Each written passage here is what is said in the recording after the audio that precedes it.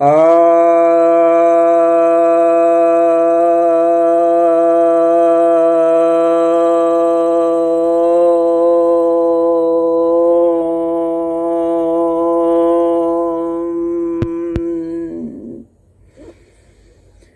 सभी भक्तजनों को सप्रेम नमन। भक्तों, आज मैं नारद भक्ति सूत्र के 15वें सूत्र की व्याख्या करने जा रहा हूँ। यह 15वां सूक्त जो है यह तृतीय अनुवाक में है। यह कहता है, तल लक्षणाणि वाच्यन्ते नाना मत भेदात, अर्थात विभिन्न मतों के अनुसार भक्ति के भिन्न भिन्न लक्षण कहे गए हैं। अर्थात भक्ति योग में क्या क्या होता है, किस किस प्रकार के लक्षण आते हैं, किस किस की तरह लक्षण वाले भक्ति योग में प्रवृत्त होते हैं। क्योंकि अलग अलग मनोवृत्ति के हिसाब से आदमी योगों को भी चुनता है। कोई राजयोग को, कोई मंत्र योग को, कोई तंत्र योग को, कोई ज्ञान योग को, कोई ध्यान योग को।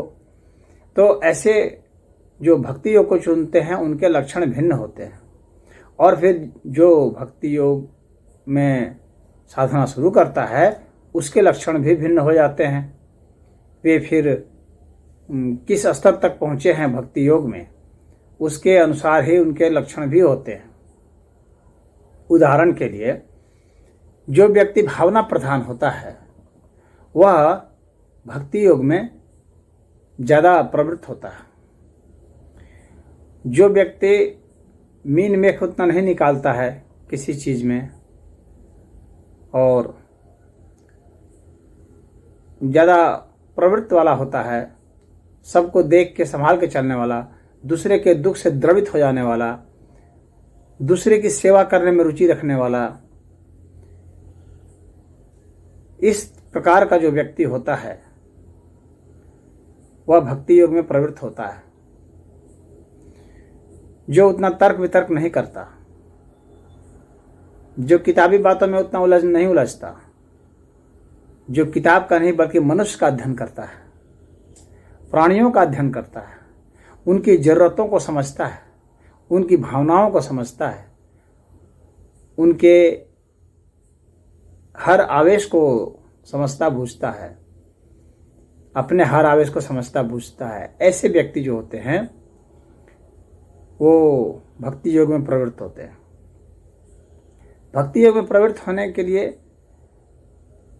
व्यक्ति के भीतर में एक और लक्षण की जरूरत होती है, जो वह यह है कि वह सबके प्रति प्रेमपूर्ण होता है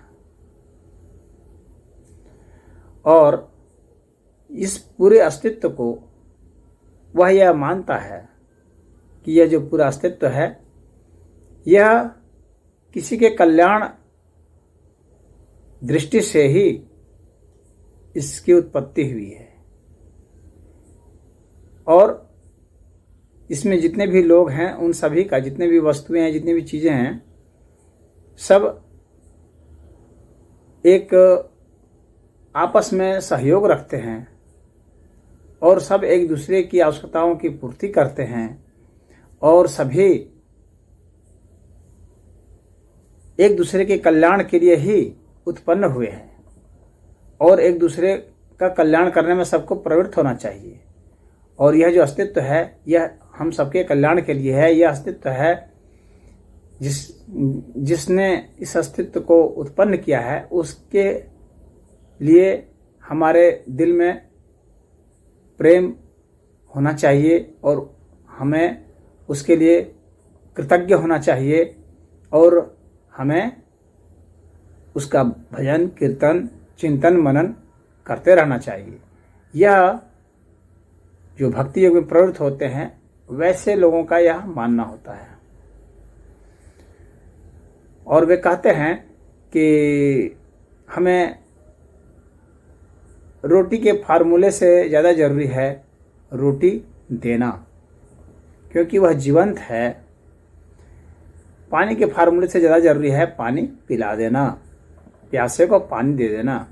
तो यह व्यावहारिक अर्थ में जो सेवा क्षेत्र में लगे रहते हैं, जो भाषण नहीं देते बल्कि जो करके दिखाते हैं और बहुत प्रेम से करते हैं।